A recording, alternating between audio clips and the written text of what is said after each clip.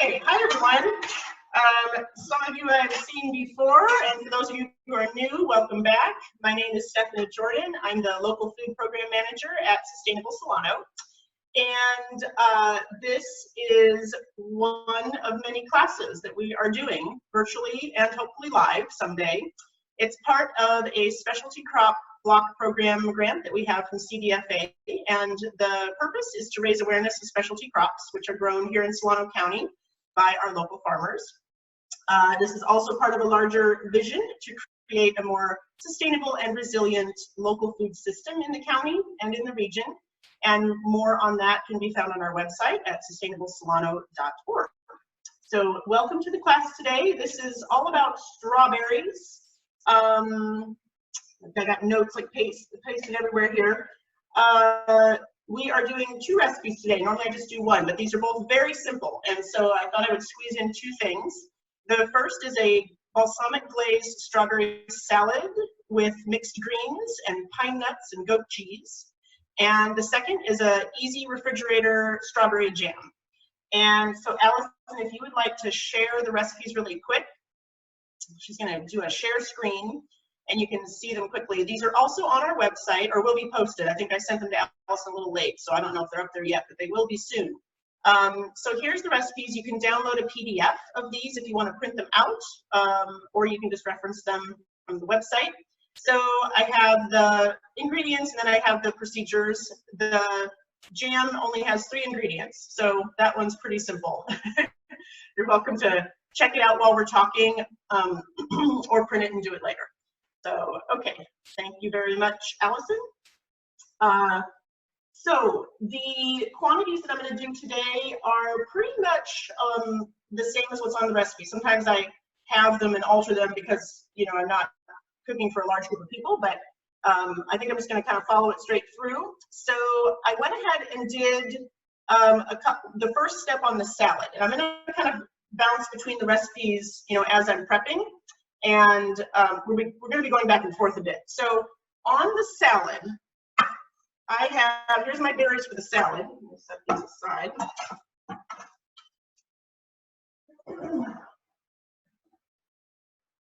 The first step was to make a little balsamic reduction. So in this little pan, I had balsamic vinegar and brown sugar in there somewhere. And I just stuck it on the stovetop and let it cook for probably about 5 or 10 minutes, I'm gonna guess. And what I want to test for to see if it's done, I mean, all I want to do is basically simmer it until some of the water evaporates and it's a little bit thicker and a little bit sweeter. So, and I want to see if it's done. So I'm going to spoon a little bit onto a plate, and I want to kind of see if it sort of moves at the pace of, say, you know, maple syrup or so. And you can see it's not running right off the plate. You know, it kind of slowed down. You know, once I stuck a little bit on there, it starts to run, but then it just kind of oozes down the plate. So that's when you know it's thick enough and you can carry on with your recipe. So I have my reduction here. These are my strawberries. I've got about 18 or 20-ish. Some of these were pretty large. These are from Eat Well Farm. I got them in my CSA box today. And so I just want to cut off the leaves and pull the hull out. Scrap bowl. And then I decided for this recipe today, I'm just going to cut them in half. You can leave them whole if they're small. It's just a presentation option for you to decide. So I've got them just cut in half because some of these were large. Okay. All right, so there they are. What we're going to do is we're going to pour this vinegar mixture over the strawberries and let it sit for a little while. And then we'll have not only a balsamic reduction to work with, but a strawberry infused balsamic reduction for our vinaigrette. So I'm going to go ahead and just pour this over the top.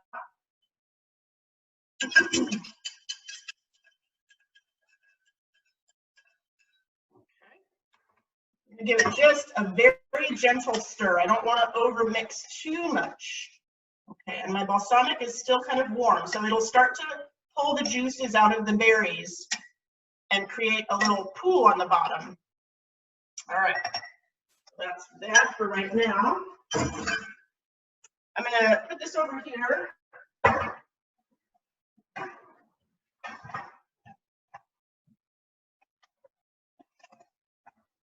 All right, just gonna stick a little plastic wrap over it and set it aside. A little holding zone over there. And then we will come back to that in a little while, okay? So what I want to do now is just kind of walk through the other salad ingredients, and then we'll set those aside, and then we'll start with the jam. So for the salad, I have all kinds of different lettuce this week. The farmers have been picking lettuce like crazy. As you all know, the weather got really warm, and so a lot of these farms that have the CSAs, Terra Firma, Eat Well, I think River Dog is up there. They the lettuce doesn't do well in the heat, obviously. So they've been picking all kinds of it and getting it into our boxes. And so I have like a huge assortment. So this is a romaine, which a lot of people are familiar with. It's kind of like a little baby head of romaine. This is what I'm going to use on the salad today. I'm not even sure. I think it's like some kind of a red leaf or a big lettuce. It's dripping as I washed it. But it's kind of in this funny cone shape, which is kind of fun. And so it's a little more delicate, obviously, than the romaine. The other thing I got this week was arugula. These just came loose. And the arugula kind of has these funny little, it kind of reminds me of like an oak leaf, the way that the leaves have kind of notches in them as they go up. So we have arugula. And then finally, I have some spinach as well. We all kind of know what spinach looks like, these dark leaves here. So I have some spinach washed and ready to go. And for those of you that have been on my classes in the past, and we've talked about salads, you know I'm a huge fan of the salad spinner. So the spinach and the red leaf lettuce is what we're using today. I've got a little extra red leaf in here. So after I put the leaves into a big bowl of water and slosh them around, I stick them in the salad spinner, we give it a little spin, let the water come off, and then we're ready to go. And so I've already spun these. I also like to flop these out onto just a clean kitchen towel and let them dry. The secret to having your leaves last a long time in your refrigerator is for them to be dry. Once they get too much water on them, they start to kind of, break down. So, okay, so we've got those kinds of lettuce. The arugula, I would say, is not the greatest choice for this particular salad. I like to put arugula with stronger flavored other foods like, lemon, feta cheese, or blue cheese, things that have more pungent flavors. The arugula tends to be very peppery, and for this recipe, I want the flavor of the strawberries to come out, so I don't want the leaves to be competing with it. So I'm going to do the spinach and this very lovely red leaf lettuce here. All right, next on our list for the salad is some red onion. I got a little spring red onion in my box today, so we're going to use that. I'm just going to trim off the root, and I don't need very much, so I'm just going to cut off a little chunk here, just a few slices. And I'm just going to do these really thin. If you don't have red onion, you can certainly use maybe a sweet, like a Walla Walla, but I really recommend the red onion. You could probably do a shallot too. That would probably work just fine. All right, here's my favorite tool, the scraper. Good for scooping up bits and pieces off your cutting board. So I just want to separate the little rings from the onion here so that they're ready to toss on my salad. Okay, so there's my red onion. Set that over there. Okay, next is the goat cheese. So there is I forgot to grab my handy dandy goat cheese tool here. I can just talk about it. For slicing goat cheese, I like to use dental floss. So you want to peel off the goat cheese wrapper. I'm going to do this on a separate board because it tends to be kind of messy. I'm just going to flop this down like this and peel off the top and try to keep it in a log. And then what you do is you take the goat cheese and go through it this way to slice it. And that way, because when you try to use a knife, it sticks all over the place. So I'll check and see, maybe I have some in a drawer in a little bit. There's kind of how I would deal with the goat cheese. You can make rounds then to put on your salad if you're interested in doing that, or you could just crumble it. So that's my goat cheese. Okay, and then pine nuts. We want to toast our pine nuts, so these go on a dry little sheet pan and into the oven at about 350 degrees. You want to start checking them after about 5 to 7 minutes because they can burn super fast. So I just want them to be kind of golden and toasty looking. You know, if you don't have pine nuts, another good substitution would be sliced almonds or slivered almonds.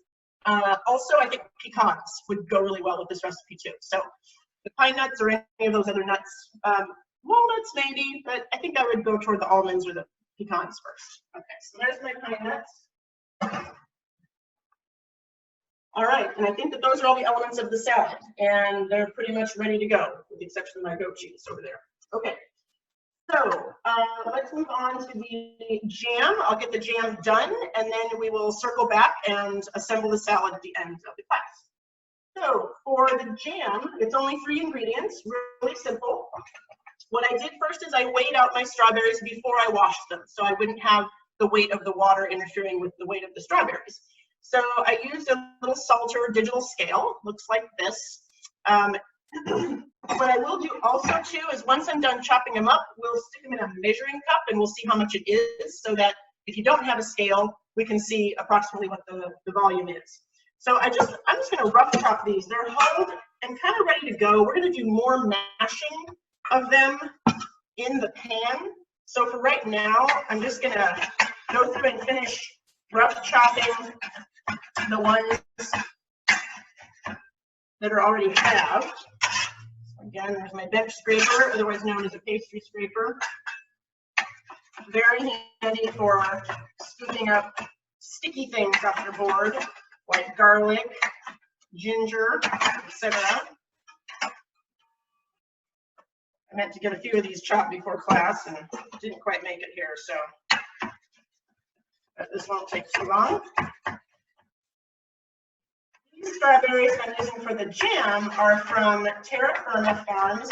They are up by Winters. They do have some farmland in Solano County. And both Terra Firma and Eat Well typically have strawberry picking days. Eat Well used to do it on Mother's Day. They, I think, will resume doing that once we're all able to get out and about. But I know that they were thinking about possibly doing it at some point within the next few weeks. So I think they're just trying to work it out, see if they can handle the social distancing aspect of it. But if you subscribe to either of those CSAs, those are some good events to keep your eye out for. They often let you bring a picnic and hang out. What you typically do is you pay a little bit of money and then they give you a big bucket and then they just turn you loose in their strawberry fields. So it's really fun for kids. If you guys have any kids or grandkids in your life that you want to take strawberry picking, it's pretty fun because then the kids can see how the strawberries grow. All right, so here's my bunch of chopped up berries. Let's measure it. I'm not going to do like a cup. I think I'm just going to throw them into a big, just in the interest of time, let's throw it into this big giant like liquid measuring cup I have, although normally I would probably do this with a dry measuring cup. Let's just see where we're at.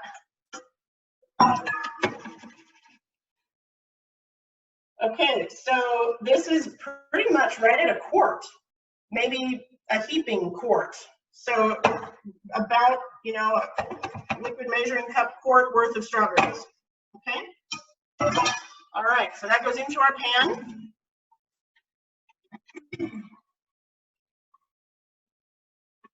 All right. I'm going to go ahead and turn this thing on. This is my little induction burner here. Get it started. Okay.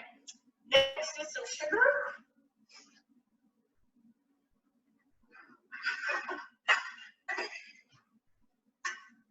The sugar, you always want to use a dry measuring cup, not a liquid. So the sugar is necessary to help with the pectin, and we'll talk about that in a minute. All right, there's sugar, and then last but not least, some lemon juice. I happen to have a Meyer lemon tree in my backyard, which is fantastic. Let's see. Oh yeah, it'll fit in there. Okay. So 3 tablespoons of juice. This is in a little liquid measuring cup. It's probably going to be about 1 lemon worth.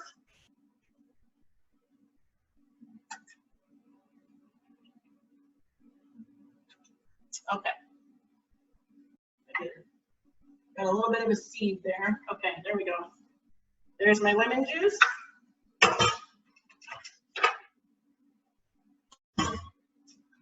All right, then we're going to start stirring this around. I'm going to stir it pretty frequently until the juices start to come out of the strawberries and the sugar starts to dissolve. We're getting there. Let's turn up the heat here. Okay. So refrigerator jams are generally pretty simple and pretty quick, and we're not going to go through all of this canning type of preparation where we sterilize the jars and then we seal the lids and all of that. So this type of recipe is meant for smaller volumes of fruit, so you don't need to have like cases of stuff, and it cooks pretty quickly, and then you just jar it or put it into some kind of a clean container, throw it in your fridge, and you want to consume it within probably about 3 weeks or so. It would probably hold up to a month, but ideally your 3-week mark is kind of when you want to consume it. Okay, so this is starting to get kind of liquidy. It's pretty fast, actually. The liquid starts to come out of the berries. The water from the berries is seeping out. So, all right. So now what we want to do is bring it to a boil, and then we're going to mash the fruit further. So I have a potato masher, and so once I see this start to bubble, I'm going to start mashing it down to break up the fruit even more, and then we're just going to let it kind of cook down and bubble. And again, we're doing kind of a reduction. That's kind of the same thing we did with the balsamic vinegar. In this case, we're just letting the water evaporate, we're letting it thicken, and we're letting the pectin in the berries start to do its job. So the pectin is a natural fiber that's in the plant cells, and it's most concentrated in like the skin of the fruit. Some fruits have more pectin than others. Apples are fairly high in pectin, cranberries, plums, I think, are fairly high. So strawberries are actually kind of on the lower end, but they do have enough, and because we're not going to cook this for a super long time, it's going to activate that pectin, it's going to gel up, and then we're going to take it off the heat. So you do need the sugar and the fruit acid or some other kind of acid to make the pectin gel up and do its job. So you can't really do a refrigerator jam like this with low sugar or no sugar, because you need the sugar to activate the pectin. Okay. All right. I see some steam. I think we're getting kind of warmed up here. All right. So I'm going to start mashing.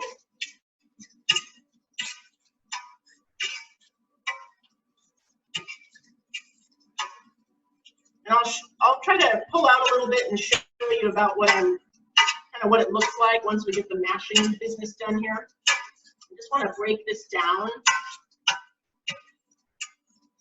I want a little bit of texture in the jam, but I don't want to have like huge chunks.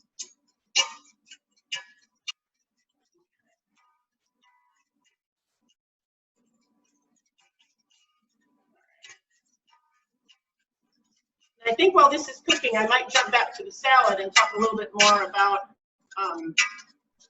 the olive oil that we're going to use too.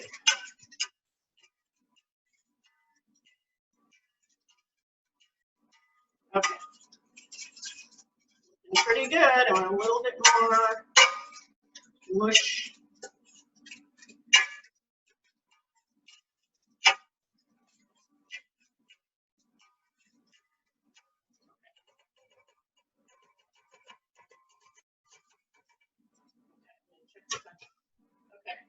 So this should take, hopefully, about 20 minutes-ish. So it'll probably finish up right as we get to the end of class. So it's not quite boiling yet. I'm going to let it get up there a little bit more. So let's talk a little bit about health benefits of strawberries. So I'm sure we all probably know that they're high in antioxidants. They're among the top 20 fruits with great antioxidant capacity in them. And they're also a good source of fiber.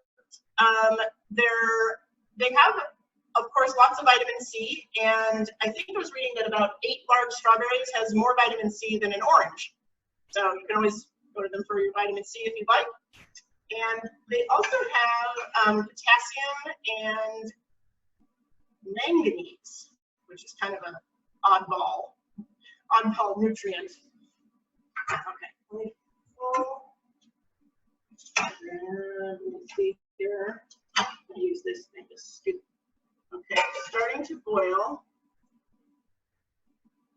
Let's see if I can come around and show you. See this? Oh, maybe not. You know what? Let me try a glass bowl. Where does that be better?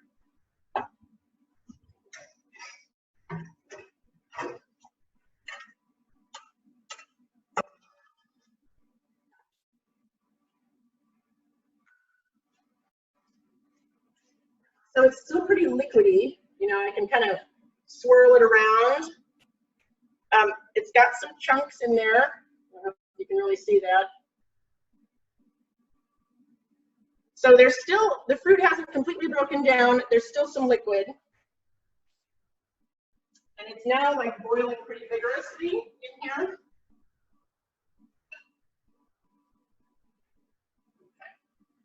Okay. We want to leave the lid off as this is boiling, because again, we want some of this water to evaporate. Okay. I'm going to mash it up a little bit more now that the fruit has really heated up.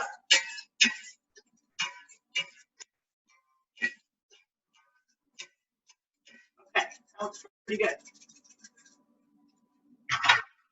Okay, so I'm just going to let this go for a little while, and then we'll test it in a little bit. So let's go back to our salad. I'm going to have to probably stir this once in a while here to make sure it's not totally sticking. Okay. All right, so for the salad,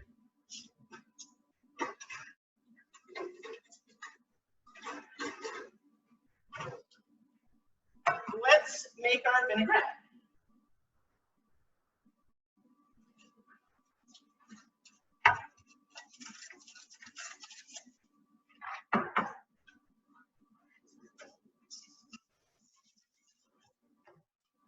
Okay. So what I'm going to do is I'm going to strain this into here.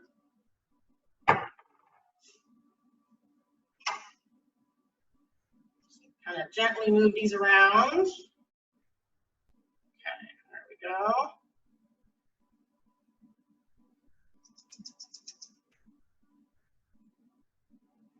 Got a couple others down here. I'm going to stuck to the bowl. All right. I'm going to put the rest of my balsamic in here. Okay. Now, we really don't have to add much of anything else other than olive oil and salt and pepper, of course. So there's a couple different local olive oils that I have here. This one is Buzzard's Roost, and it says buzzardsroostranch.com. It is organic, actually, and it's over by Pleasance Valley. I'm not really sure where this farm is, actually. I got it as an add-on to one of my CSA boxes, but if you're going up in that area, it might be worth checking out. The Pleasance Valley Ag Association is doing some virtual open farm days in June. They're going to start advertising and sending out schedules in a couple of weeks. So, you know, there might be options to do like orders and curbside pickups. So keep your eye on that. We will definitely have that information posted on our website as we get closer to those dates. So there's an option. And then this is Soul Food Farm. Alexis is the owner. This is also on Pleasance Valley Road. Soul Food Farm has a CSA as well. you can just check it out on her website. She has a mishmash of some goods from Bee Love Farm, which is a little further up near Vacaville. They have all kinds of produce there. She was selling pizza dough, fresh pizza dough to make pizzas, which I got, and it worked great. She's also, I think, coordinating some meat items from some local farmers, and she herself has eggs, and of course she has olive oil. Soul Food Farm also produces a lot of lavender, and just for various things, soaps and oils and things like that. And I know that there's a lavender trail. Well, I don't know how they're going to do it this year. It probably will be virtual as well, but there's like a lavender trail walk that usually happens annually too. So they're going to be doing that also in June. So keep your eye out for all these kind of fun activities. It won't be quite as much as a day on the farm, but there should be some options to pick out some farm goods. All right, just a little mix. Okay, that's good. We're boiling along there. All right, so this one I happen to have open, and what I'm going to do first is add my salt and pepper. And I'm not really sure what the quantities are. I would say just start with some, taste it as you go, and I'll show you a good way to taste it. All right, I need a whisk for this. So I'm going to whisk while I'm drizzling this in. And it looks, I can tell right now that my balsamic, I probably reduced it just a hair too much. I'm going to add just a tiny bit of water. Not a lot, but just a little bit, just to kind of thin it down a tad.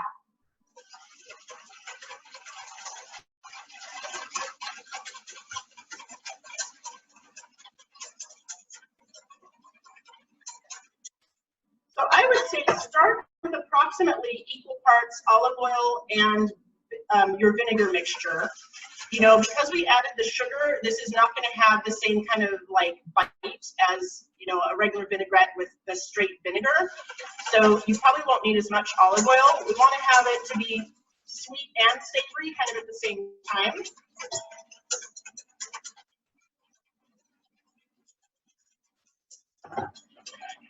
Add a tiny bit more water. Looking a little thick there.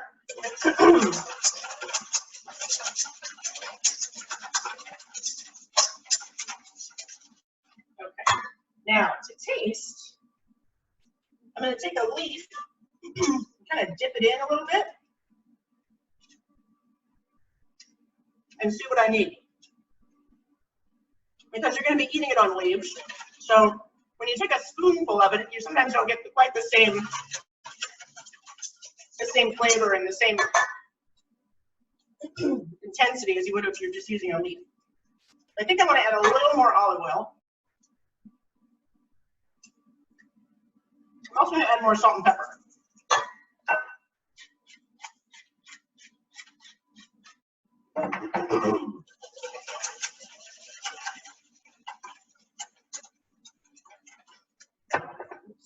Making a mess here. Okay. And throw in just a little bit more water. I probably added like a tablespoon or two of water just to thin it down a little bit because I want to be able to toss it on my greens. Okay, one more little taste. A little more salt. Something else you could add, I just had a thought here, is just a tiny bit of lemon juice. You want to cut the sweetness a little bit. This is kind of how I normally make vinaigrette. I usually don't really follow a recipe. I just kind of put it together with the oil and the vinegar. Okay, that tastes pretty good. All right. Now, time for another big bowl.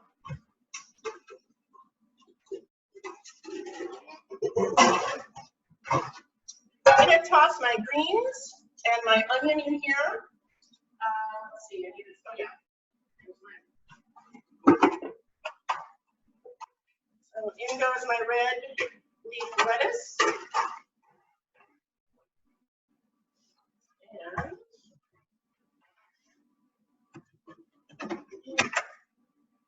spinach. Oh, you know what?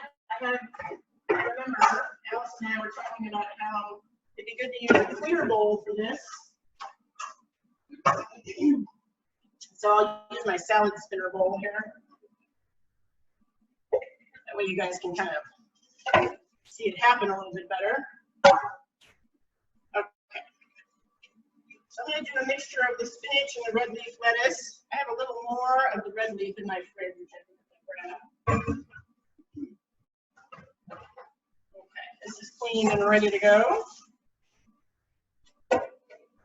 I'm making enough for like a platter, in case you're wondering. Looks like a lot of greenery here. Okay. And then because these are kind of delicate leaves, I'm going to get a couple things to toss like this, or you could just put on some gloves and toss it with your hands. I typically just use my hands with gloves, but you could also do something, you know, use some tools. So you may have more vinaigrette than what you need. You just do a little bit at a time. You don't want to overdress the salad. So here's my little red onions. They don't look very red anymore, but so now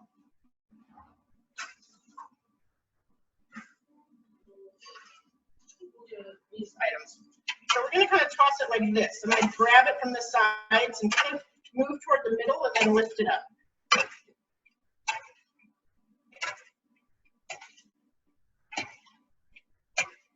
I'm going to need a little bit more on here.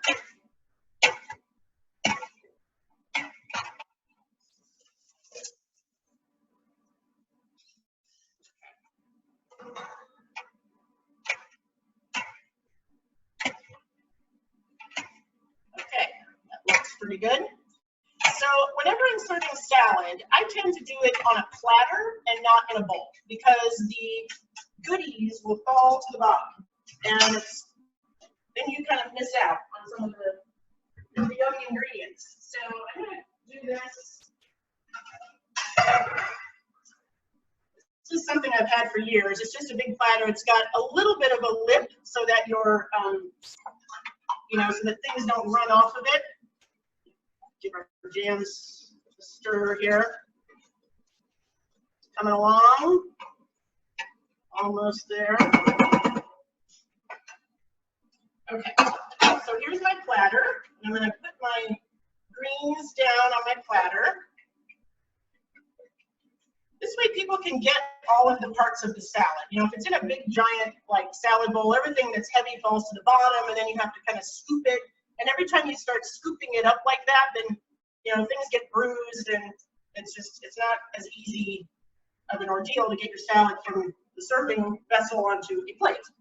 So I do a lot of salads on platters. All right, so there's that. Now I'm going to put on my goat cheese next. And even though I do not have the dental floss, I'm going to kind of wing it here. Let's see if I can kind of get some rounds done without it sticking all over the place. No, maybe not. And if this were just an individual plated salad, of course you could, you know, do the same thing on a smaller plate. No, not working. All right, let's crumble. We will do crumbled goat cheese. But do try the dental floss trick if you haven't. It works pretty slick to get your goat cheese into little rounds. If you're doing this for an event or a party, you can definitely pre-slice your goat cheese and just put it in like a shallow container and layer some parchment or plastic wrap in between the layers and put it in your fridge. And then when it comes time for assembly, it's, you know, it's much quicker because you're just grabbing rounds and placing it onto your plates. Okay, so there's the goat cheese. Stop here.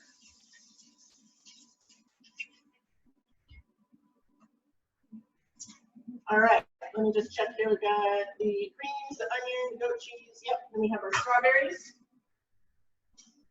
Okay, so what's happened here while these were sitting is I've got more yummy juice, and it's a little bit thinner. So I'm going to throw that in with my vinaigrette and just adjust the seasonings again before I use it again, because I don't want to waste that. That's the yummy part.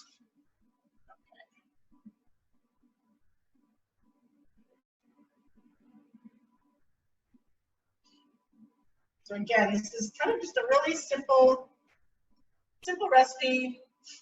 There's some kids in your life who are gonna make a Mother's Day goodie for you. This is a good one for them to do. Okay, and I probably won't need all these berries. Okay.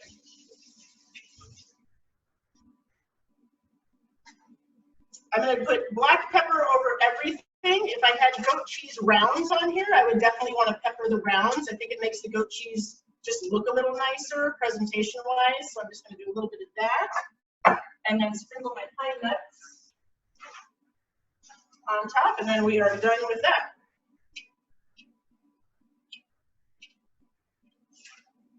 Okay. All right, so there it is. Let's see if I can. All right, did I forget anything? I think it's all here. So there it is.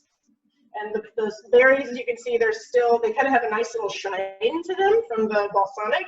And so they're going to be kind of sweet and a little bit acidic at the same time. Okay, so I think, well, I'll just leave this here. Okay. Other things that you could add to this salad, basil's not quite here, but it will be soon. So basil would be another good thing to add on top. You can just slice it into these little chiffonade, strips and sprinkle that on top. What else? Let's see. Oh, I wanted to just give you guys a note about the spinach. So when you put something acidic, notably citrus, so like spinach paired with, say, oranges on a salad is a good combination because the acid in the orange actually helps your body to utilize the iron that's in the spinach. So, as you're doing some of these salads and mixing fruit with things, to get like maximum nutrient density, I recommend putting some kind of citrus with spinach especially. It's a good combo. Okay, so there's my salad. Let's look at our jam.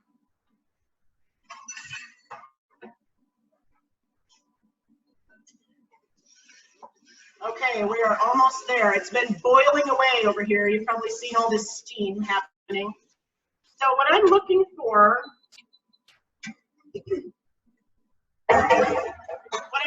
in this pan is when I drag my spoon through, or a spatula, I want it to leave a trail. So that means, and I don't think I can show you this, but let's see, if I took the lid. So let's say this is the bottom of my pan.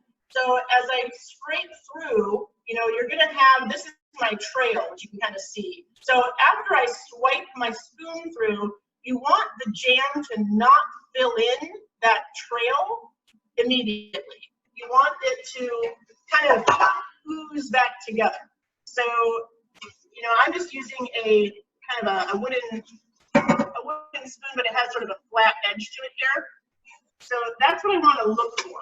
And it's not quite there. It's very close. And I'm also noticing that the bubbles that are happening right now, it's more like, it's thickening, and it's sort of like glub, glub, glub sounds instead of, the popping sound that would happen if you're boiling water. So we are definitely close. So then once this thickens a little bit more, we're going to test it by taking a spoon from the freezer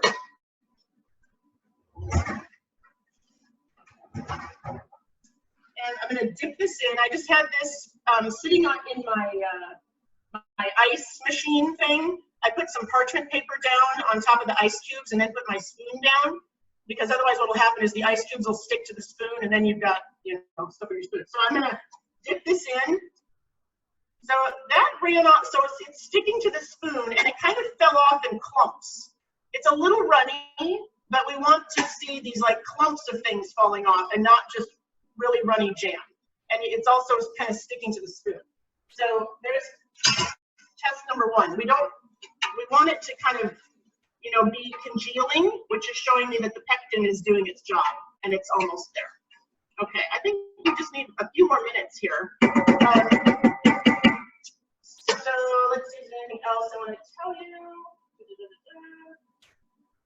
Oh, the jars. So you can use canning jars.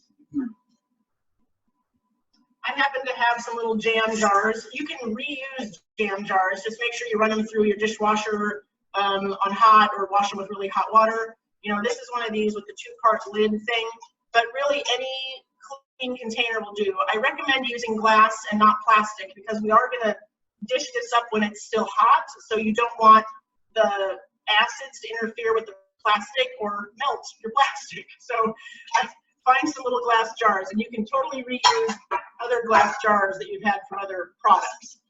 Okay. Then the other thing I wanted to talk about, I realized I forgot to talk about this when I did the knife skills and kitchen basics class. One of my other things that I use constantly every day is blue painter's tape.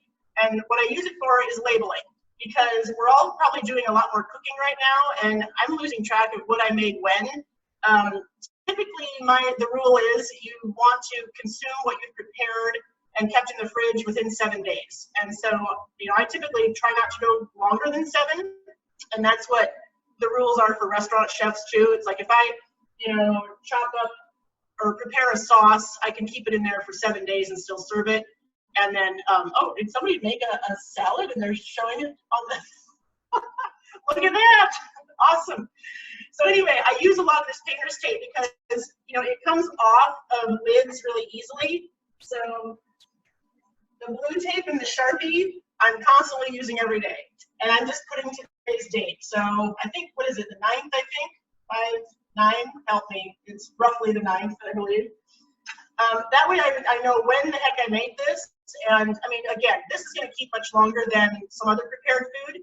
But, you know, I'm a big fan of labeling and dating things so that you can keep track of everything in your fridge. It's also a good way to not let things go bad. I do the same thing when I get my products from my CSA boxes. If they're lettuce in their bag, I just write the date on the bag. That way I can keep track of, you know, what's what and what was the first one that I got and what was the second one that it came. Okay, I think this is done. So as I'm sliding my spoon through here, it's taking a couple of seconds for the jam to kind of fill in that little strip. Okay, looks good. So then I will load it into the jar. So let me grab a ladle. Actually, a ladle may not work so good as a spoon. I think I'm just going to use a spoon. We'll use the spoon that I had before. Okay. Woo, lots of steam coming up here. Okay, we are done. Not as noisy now either. This is an induction burner, by the way. So, okay, so here's the consistency. You know, it's kind of gloppy. You want it to kind of fall off in chunks. Okay, so I think we're ready to load. So after you fill your jar, you just want to let it sit out at room temperature until it's cooled down. And then you can put the lid on, do your labeling and dating, and put it in your refrigerator.